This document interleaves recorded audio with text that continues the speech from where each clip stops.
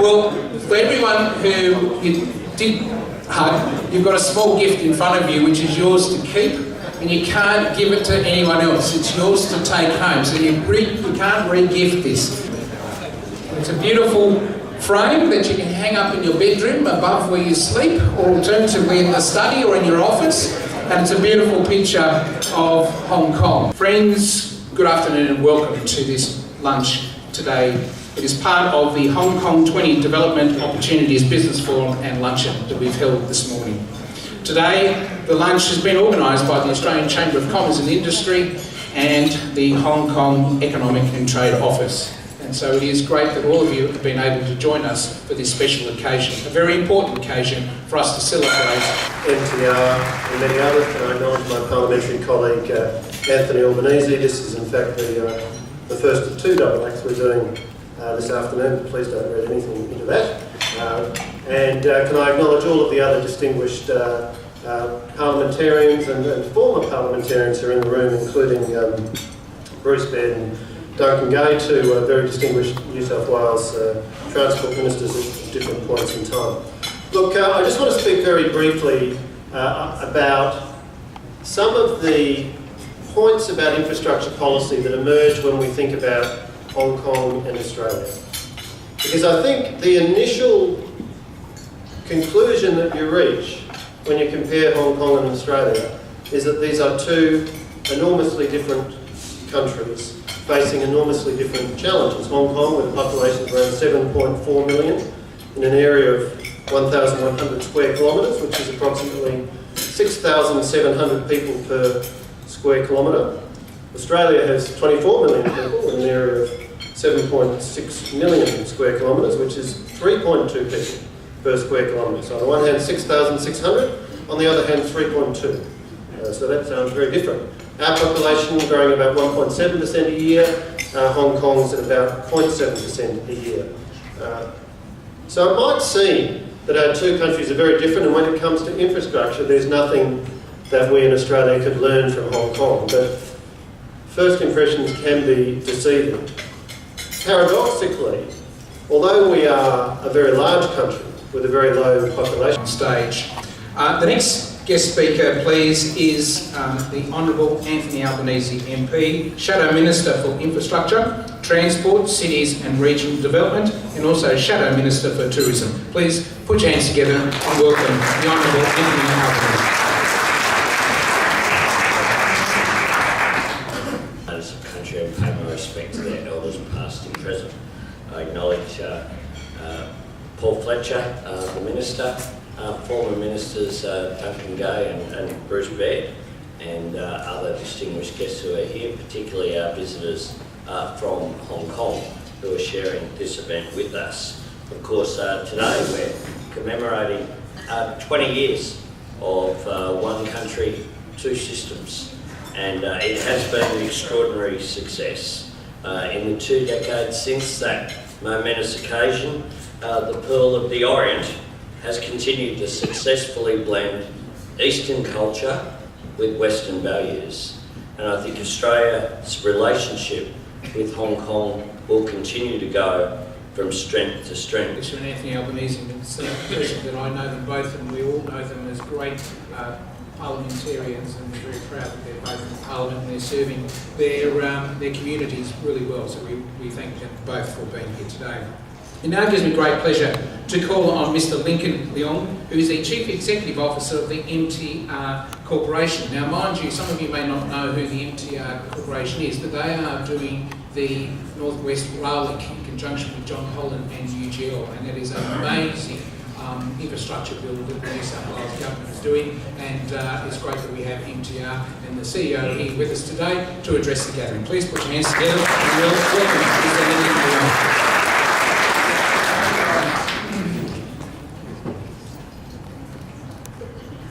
Secretary Yang, Minister Fletcher, Mr. Albanese, parliamentarians, friends, good afternoon. It is indeed a pleasure to be back in beautiful Sydney and amongst such distinguished company. Infrastructure, the critical pathway, reflects the demand created from the rapid urbanization that we continue to see across the world, not only in developed cities and countries, but also in developing cities and countries. This urbanization is a very significant driver of MTR's businesses as we build and connect communities in all the countries and cities that we operate in. At MTR, we are extremely proud of our high-quality metro rail network that we have in Hong Kong. However, it is also important that the provision of that transportation infrastructure is financially sound and financially sustainable. The rail and property value capture model, together with our fare adjustment mechanism, demonstrates one way forward, which has worked in Hong Kong. It maximizes the use of valuable land resource by integrating rail transportation with additional residential and commercial developments. It is financially and environmentally sustainable as a model for the long term. This model, as I mentioned, has served Hong Kong well. We've also taken this model into Shenzhen in the mainland of China, and we believe that this value capture model would be applicable to many other cities and jurisdictions around the world. Thank you very much. Thank you, Mr. Leong. That was a fantastic presentation, and well done, and congratulations for your vision, Megan. Now we're going to have a photo with Mr. Albanese, Mr. Fletcher, and Mr. Leong, and Megan Motto, so we'll just wait for Mr. Albanese.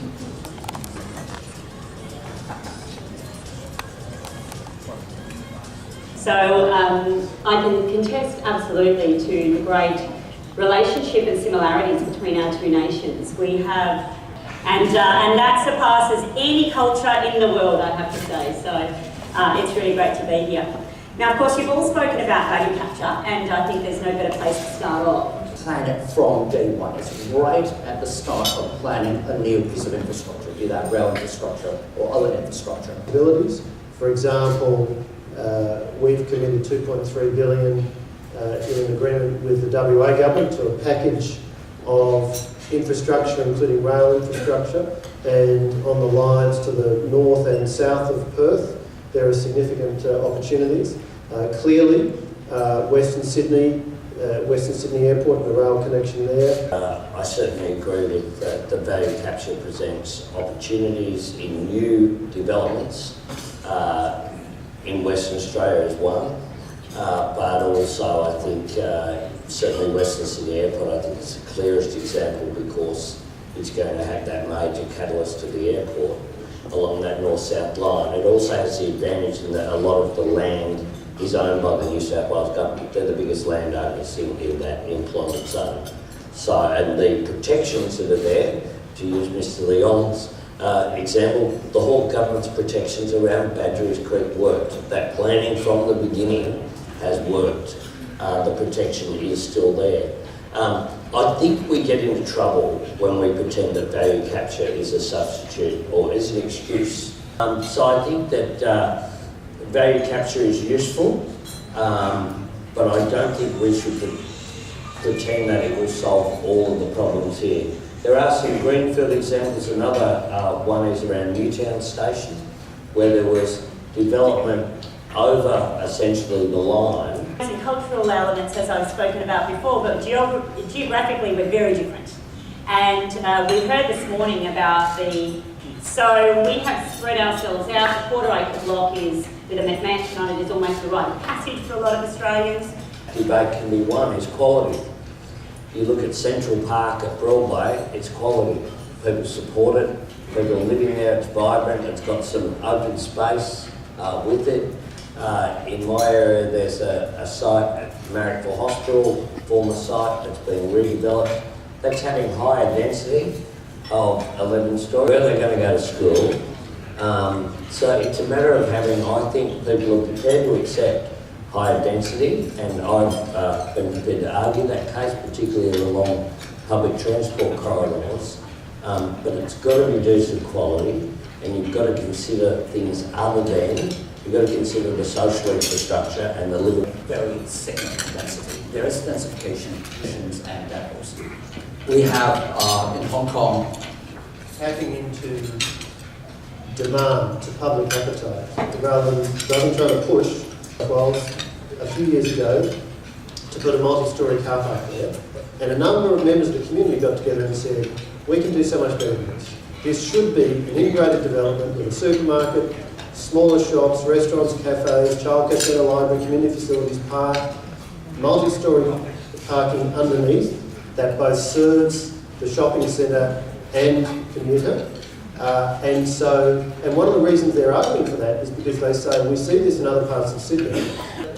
I want to talk now a little bit about investment and about the partnership that has to happen between the public and the private sector. Historically, the public sector has been not only landowner but deliverer of roads and rail, now in Australia in terms of raw dollars from the private sector. And what lessons can we learn? We learned earlier this morning from Mr. Yang about the enormous multiple of GDP that you're exchanging. And secondarily, on the delivery front, how do we need to have a true collaboration through, for example, PPPs, where it's not just a risk-shifting, blame-shifting exercise, but it's a true collaboration between the private and public sector? And what lessons can we learn from the way that Hong Kong has done things here, Lincoln? Well, just from our experience both in Hong Kong as well as outside of Hong Kong, too much into the private sector, we're not seeing those work. Vice versa, projects where risk have been kept virtually completely by the public sector, there's no longevity in that type of structure either. So for us as an investor in I think it's important to think through the possibilities. What stage in the life of a project do you want to have private sector involvement? Is it from the outset? Is it at the later stage? Which elements of the project? Is it with rail? Is it the track as well as the rolling stock and the overall operation of the business? Or are there different components that could be under different ownership? On that question of timing, for example, with Western Sydney Airport, we've announced that the government-owned company, WSA Co, will build and own the airport during the construction phase. Because of some of the risks that are involved, government is better able to manage. Then if you look at what we've seen in the market, there's a strong appetite for established brownfields infrastructure assets with a revenue stream, ports, airports, and so on. So again, that points you to, well, at an earlier stage, there may be a stronger case for government being involved. I think what I'd say is it's not about ideology, it's about what gets the best and most cost-effective outcome. And I'd agree with your proposition that there can be a temptation in government to think, oh, well, a rationale for allocating this to the private sector is to absolve ourselves of risk. I don't think that's a realistic expectation. There is always risk. We've got to work out where it properly sits, define the allocation of risk, and be clear that there is always risk. Because of the risk factors which are so dependent upon other governments' decisions. So it changes the dynamic of the project, and of course it should be leased out to the private sector when it's done. But that provides an opportunity as well for the government to do things either normally through state governments to private sector construction companies, and you get competition there. One of the things that's been very positive is the entry of international global companies, whether it be MTR in rail or the Spanish, Italian and French WIG and these companies in road construction. That's made a difference. So it's an outrage that the Pacific Highway, and this is, so both sides of politics will have blamed, had all of the planning work done, ready to go, given that it was clearly identified as being absolutely necessary. So I think IA playing that longer term role as well could be really important. I've probably got time for one more question, and I wanted to now turn to the smart cities conversation. We noted this morning, once again, to Mr. Yang, that smart cities was one of the 4 pillars of innovation policy. Smart cities can A, mean different things to different people, and B, also present a bit of a conundrum in terms of what technologies do you embrace early, how do you... Dallas Airport's a really good example, of course, because that was a build it and they will come model that worked in the end. But quite similarly, you might have a whole bunch of white elephants or bridges to nowhere that presented the other side of that coin. which was investments made in particular areas that didn't come to fruition as planned. And of course, technology is very insidious in that it can be overlaid into systems, but it's also very expensive sometimes to implement, and particularly in established cities like ours. So I wondered if you would talk a little bit about smart cities, what you see smart cities as presenting, and also in particular, what are some of the regulatory and cultural issues that we need to face in order to truly embrace some of the smart technologies which will make our cities work more efficiently? Anthony, you'll start. Well, I think the key is to not make it an add-on, but build it in, just like we need to build in sustainability. So when we're talking about a road or a rail project, how does it fit with active transport? How does it fit with, how do people get there? Cycling, walking, what's the sustainable frame that's put on it? How's it powered? How are we using renewables, water recycling, water capture? We need to, I think, one of the things that can happen with smart cities as well, when we're talking about cities in Australia, part of the challenge isn't just, and this is part of the reason for my support for high-speed rail, it's not just about the big capital cities, it's how do we take pressure off them by growing the Newcastles, the Wollongongs, the Geelongs, those vital cities. In search of a problem. And I thought that was quite a nice way to describe it. So I think starting with the application of technology is the wrong way. It is, okay, what is it that we are trying to deliver as a government for a community? And if it is a free-flowing traffic, minimising congestion, then how can we use technology to get better outcomes out of all the lanes of concrete that we've built? And it's very clear that the payback on smart motorways technology, using algorithms to determine the rate at which vehicles come onto the motorway, so using traffic lights to determine when vehicles come on rather than being allowed to come at a question, how can the use of technology enhance the infrastructure we've already built? And there are terrific examples of that, and there's a lot going on. Lincoln, last words? No, we absolutely agree. It's focusing on, in our case, what the customers that we are exploring in terms of getting, in terms of servicing our customer base. Well, look, ladies and gentlemen, our time is drawn to a close, and I think that you'll agree with me in saying that we are extraordinarily lucky in this country and in Hong Kong to have such dedicated, knowledgeable and passionate people in charge of our infrastructure policy and delivering for us. So, Doje Sai, and thank you very much. I'd just like to continue by offering up a toast to the continuing relationship between HKETO and the Australian Chamber. We at the Australian Chamber regard this as one of the good initiatives that we've formulated in recent years, and Arthur, I'm hopeful you're of the same mind and spirit. But importantly, I think it's important that participants in this room would welcome this event continuing. This is the third time, or the third year in a row we've done this, and we just see this as a continuing benefit. In the next 2 weeks, Sydney will host the International Chamber Congress, and over 3 days we will have the opportunity to discuss topics similar to today with Chamber members from around the globe. So today is a great segue into that event. Today we have also been exposed to the thoughts of the Secretary for Innovation and Technology of HK's Special Administrative Region, Mr. Yang, our political leaders and international business leaders.